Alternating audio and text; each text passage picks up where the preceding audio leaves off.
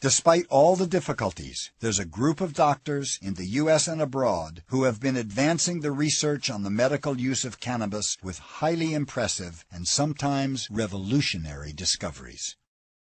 In a scholarly Cancer Review article published in 2009, there were over 421 chemical compounds identified in the cannabis plant. And within this group of natural substances, there are many chemicals that have significant anti-tumor properties at low enough doses to where they would be effective cancer treatments. That's an important part of this. It's one thing to be able to kill a cancer cell, but could you really survive such a treatment? A botanist from the University of Colorado Springs branch, Robert Melamede, who has written an article sort of comparing the carcinogenic effect of cannabis with tobacco and explaining why he thinks that cannabis has the anti-cancer effect for lung cancer. There's nothing else that impacts on so many of our illnesses. You see, when I talk about these age-related illnesses, we're all aging, but we don't all come down with cardiovascular disease. We don't all come down with autoimmune disease. We don't all come down with cognitive dysfunction. We don't all come down with cancer. But the chances are we're going to come down with one of them. All right? And here we have this one drug that's able to help us holistically with our biochemistry to restore balance. You know, cannabinoids kill cancer cells in many cases. People are not aware of that. They think cancer, cannabis, anti-nausea. It's way beyond that.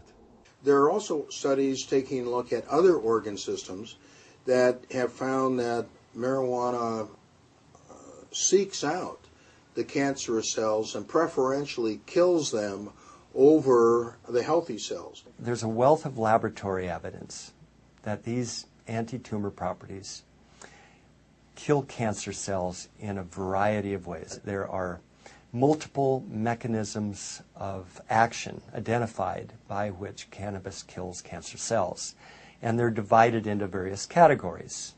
And among these are anti-proliferative effects. Normally, that's one of the hallmarks of a cancer cell, is that it just keeps reproducing. So if you stop the reproduction, that's an anti-proliferative effect. There are anti-angiogenesis effects, and this means that the cannabinoids will stop the tumor from being able to elaborate or grow new blood vessels to support the growth of the tumor.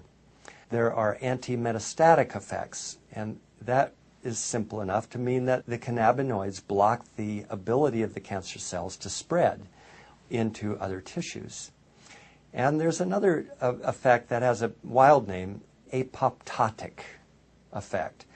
Apoptosis refers to the ability of cannabinoids to speed the death of the abnormal cells. That's something that is especially important in cancer, because you're able to hasten the death of the cell without disturbing the normal cells around it.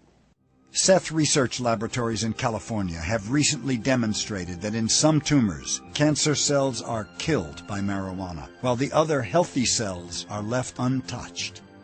Cells that stop moving and become still white dots are dead cancer cells. The ability of cannabinoids to kill bad cells while protecting healthy ones is particularly important when we're talking about brain cancer because of the so-called blood-brain barrier.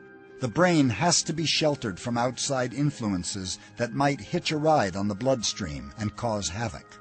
What is exciting and unique about cannabinoids is that they can pass through the blood-brain barrier because of their slippery, fat-loving nature. Cannabinoids get right into the brain's cancer cells by moving easily through the cell's membranes, which are also composed of lipids. The evidence is piling up in mice-infested labs that the endocannabinoid system, when stimulated by cannabinoids, has an anti-tumor effect and can instruct cancer cells to commit suicide.